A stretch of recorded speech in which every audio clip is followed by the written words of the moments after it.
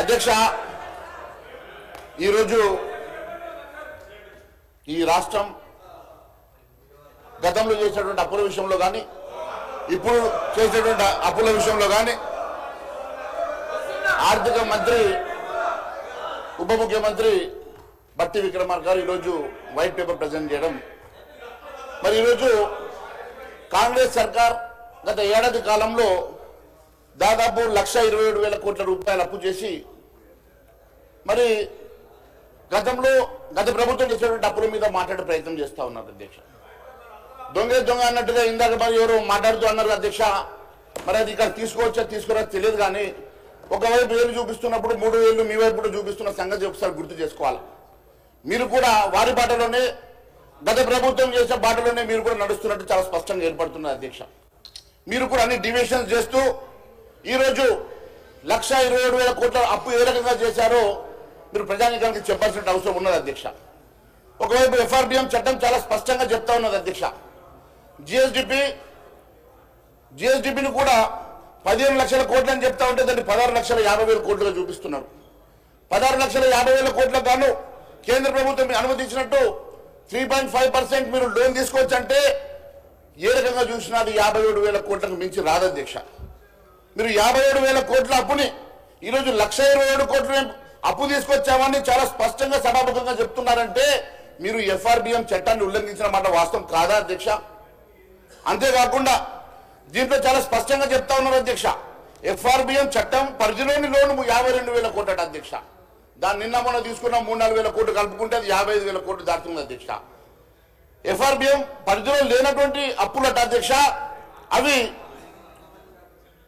Corporation ఎస్పీవీలు ఇతరత్ర ద్వారా తీసుకున్నటువంటి నాన్ గ్యారంటీస్ తీసుకున్నటువంటి అప్పులన్నీ కలిపితే 1,27,000 కోట్ల అప్పు తీసుకున్నట్టు చాలా స్పష్టంగా ఆర్థిక మంత్రి గారు ఒప్పుకుంటా ఉన్నారు అధ్యక్ష. మరి ఈ రకంగా ఎఫ్ఆర్బిఎం చట్టాన్ని ఉల్లంఘించి గత ప్రభుత్వం చేసిన విధంగా మేము కూడా చేస్తాం, మేము కూడా అప్పులు తీసుకొస్తాం, ఇష్టానుసారంగా ఈ రాష్ట్రంలో అప్పుల కుప్పగా మారుస్తామని చెప్పి ఈ రాష్ట్ర ప్రభుత్వం తీసుకున్నటువంటి నిర్ణయాలు ప్రజా వ్యతిరేక నిర్ణయాలు కావాలని అడుగుతా ఉన్నాం అధ్యక్ష. అంతేకాదు అధ్యక్ష, ఈరోజు గత ప్రభుత్వం బ్రహ్మాండంగా మ్యానిపులేట్ చేసింది, గత ఆర్థిక మంత్రి గారు మ్యానిపులేట్ చేశారు, మరి మేము కూడా ఎందుకు మ్యానిపులేట్ చేయొద్దు అన్నట్టుగా మాట్లాడుతూ ఉన్నారు అధ్యక్ష. నేను ఒకటే అడుగుతా ఉన్నాను, అసలు విషయంలో కాకుండా మీరు చేసినటువంటి అప్పులు ఏ రకంగా తీరుస్తారు, అప్పుల భారాన్ని ఏ రకంగా తగ్గిస్తారో చెప్పకుండా గత ప్రభుత్వం అప్పులు చేసింది అని చెప్పి గత ప్రభుత్వం మీద మీరు నెట్టే ప్రయత్నం చేస్తూ ఉన్నారు కదా. మరి మీరు ఎందుకోసమని అప్పులు చేస్తూ ఉన్నారు, భావి తరాలకు ఎందుకు అప్పుల భారాన్ని ఈ రకంగా పెంచుతా ఉన్నారో మీరు చెప్పాల్సిన అవసరం ఉన్నదని తెలియజేస్తా ఉన్నాను అధ్యక్ష. తెలంగాణ రాష్ట్రం మొత్తం ఇప్పటి వరకు వాళ్ళు తీసుకున్నటువంటి అప్పులు దాదాపుగా 7 లక్షల కోట్ల అప్పు తీసుకున్నట్టుగా మీరు చెప్తా ఉన్నారు. సరే, వారు 4 లక్షలు అంటా ఉన్నారు, మీరు 7 లక్షలు అంటా ఉన్నారు. ఏ రకంగా మ్యానిపులేట్ చూపించినా లక్షల కోట్ల రూపాయలు ఈ రాష్ట్రంలో అప్పు జరిగింది కదా అధ్యక్ష.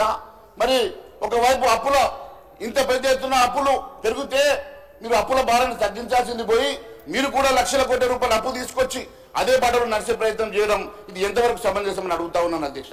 ఒకసారి మీరు చూసినట్లయితే అధ్యక్ష,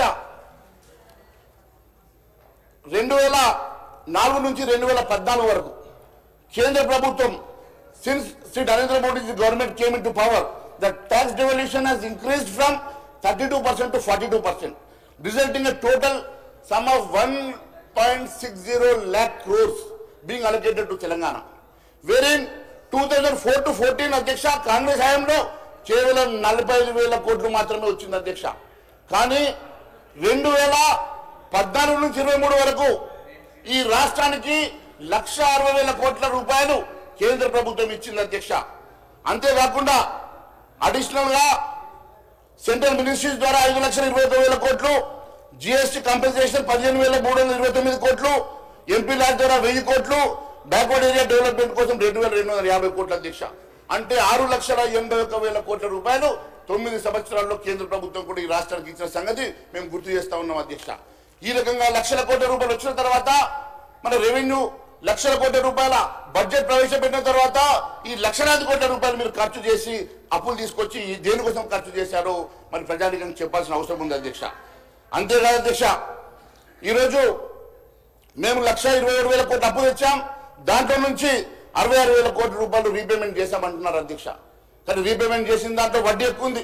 అసలు కేవలం దాంట్లో 17,000 కోట్లు మాత్రమే అసలు ఉంటే మిగిలిందంతా వడ్డీ కిందకెళ్ళి పోతుంది అధ్యక్ష. మన అప్పుల భారం దగ్గరం లేదు. మళ్ళీ కొత్తగా తెచ్చిన 1,27,000 కోట్లు అప్పుగా కొత్తగా మన దాంట్లో యాడ్ అవుతున్న సంగతి కూడా నేను గుర్తు చేస్తా ఉన్నాను అధ్యక్ష. ఏదో గారడీ చేసే ప్రయత్నం, హరీష్ రావు గారు చేసిన తప్పులు కప్పిపుచ్చుకునే ప్రయత్నం వీరు చేస్తా ఉన్నారు. మీరు తప్పు చేసిండు కాబట్టి మాకు కూడా లైసెన్స్ ఉంది, మేము కూడా ఇదే మాదిరిగా తప్పు చేస్తామన్నట్టుగా ఒకవైపు బట్టి విక్రమార్క గారు మాట్లాడుతూ ఉంటే, ఈ రాష్ట్రం కేవలం మీ బేరిజాలకు పోకుండా ఈ రాష్ట్రాన్ని అప్పుల కుప్పగా మార్చి ఈ రాష్ట్రాన్ని దివాళా దిశగా నడిపించేటువంటి ప్రయత్నం చేస్తా ఉన్నారు తప్ప, వారి బాటలో మేము నడుస్తామన్నట్టుగా ప్రయత్నం చేస్తున్నారు తప్ప, మేము నిజంగా కూడా ఈ రాష్ట్ర ప్రయోజనాల కోసం మేము ఏం చేసామన్న ఆలోచన చేయకుండా చాలా తప్పిదాలు చేస్తా ఉన్నారని తెలియజేస్తా ఉన్నాను అధ్యక్ష. కాక్ కూడా రిపోర్ట్ ఇచ్చింది అధ్యక్ష. మొన్న కాక్ రిపోర్ట్ రాష్ట్ర ప్రభుత్వం అప్పులు ఎక్కువ చేస్తుందన్న సంగతి కాక్ కూడా మనం ఇచ్చిన రిపోర్ట్లో చాలా స్పష్టంగా చెప్పింది అధ్యక్ష. కంట్రోలర్ అండ్ ఆడిటర్ జనరల్ కాక్ తెలంగాణ రాష్ట్ర ఆదాయ వ్యవహారాలపై అక్టోబర్ విడుదల చేసిన నివేదిక ప్రకారం ఈసారి బడ్జెట్ లో అన్ని రకాల రాబడుల కింద 2,74,057 కోట్ల అంచనా వేయగా కేవలం 45.97% మాత్రమే నిధులు సమకూరినాయి అధ్యక్ష.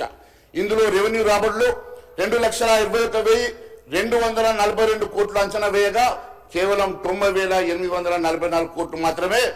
మూలధనం రాబడులు 52,815 కోట్లు అంచనా వేయగా 35,145 కోట్లు మాత్రమే సమకూరినాయి. ఈ రకంగా రాబడులు తగ్గినాయి అధ్యక్ష. కేవలం అప్పుల మీదే ఈ రాష్ట్ర ఆదాయం ఆధారపడినప్పుడు మీరు కేవలం ఇచ్చినటువంటి హామీలు నెరవేర్చలేక ఇదే నిబంధనతో ఎదుటి వాళ్ళ మీద దాడి చేసే ప్రయత్నం చేస్తున్నారు తప్ప, మీరు రాష్ట్ర ప్రయోజనాల కోసం ఏ రకంగా ముందుకు వెళ్తా ఉన్నారో తెలియజేస్తున్న అవసరం ఉందని తెలియజేస్తా ఉన్నా అధ్యక్ష.